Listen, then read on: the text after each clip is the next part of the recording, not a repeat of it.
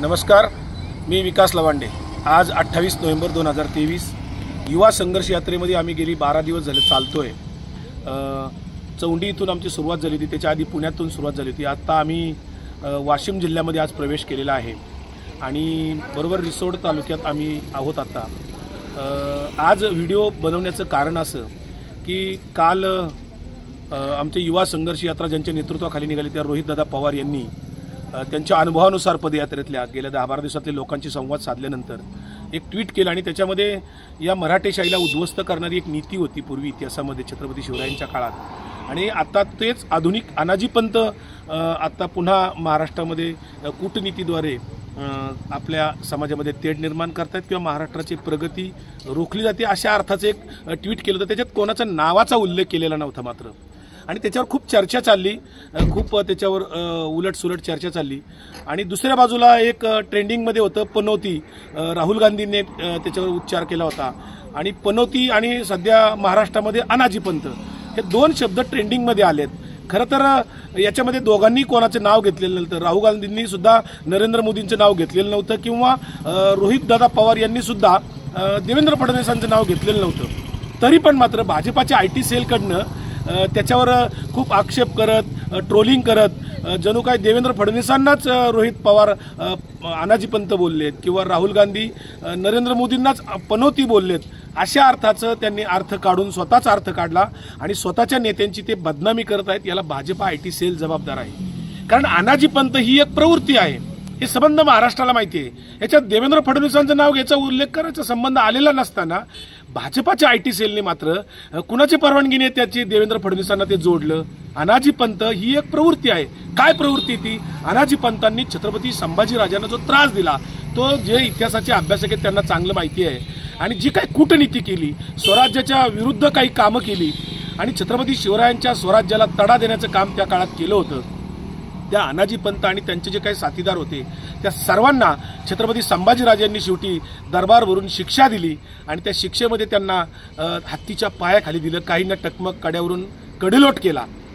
मला मुद्दा एवढाच सांगायचा की ती अनाजीपंत नावाची जी प्रवृत्ती आहे, ती जी कूटनीती करते, भेदाभेद करते आणि समाजामध्ये विध्वंसक वृत्तीचे जे काय लोक आहेत त्यांना गोळा करून त्यांचं संघटन करून समाजामध्ये द्वेष पसरवतात आणि समाजाचं त्यातनं काही भलं होत नाही, स्वराज्याला त्याच्यामध्ये नेहमीच धोका निर्माण होतो।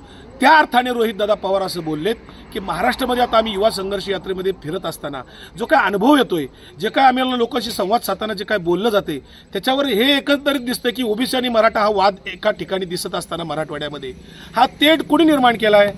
सरकार पुरस्कृत हा तेढ निर्माण झालेला असल्यामुळे मुख्यमंत्री असतील, उपमुख्यमंत्री असतील यांनी एक सुरात एका आवाजात बोललं पाहिजे, परंतु काही मंत्री मात्र तेढ निर्माण करणारी वक्तव्य करतात आणि मग हा जाणीवपूर्वक अनाजीपंताच्या प्रवृत्तीने हा समाजामध्ये तेढ निर्माण केलाय। खरं तर चातुर्वर्ण व्यवस्थेमध्येच मुळात इतरांना, बहुजन समाजाला बरोबरीत घ्यायचं नाही ही नीती पूर्वीपासून चाललेली आहे।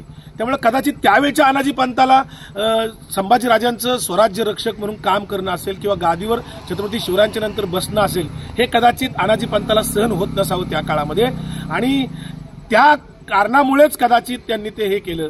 आणि आज सुद्धा आधुनिक अनाजीपंत जे कुणी असतील हे राष्ट्रवादी फोडतायत, शिवसेना फोडतायत, आणि हा इथे विरोधी पक्षच ठेवायचा नाही जणू काय।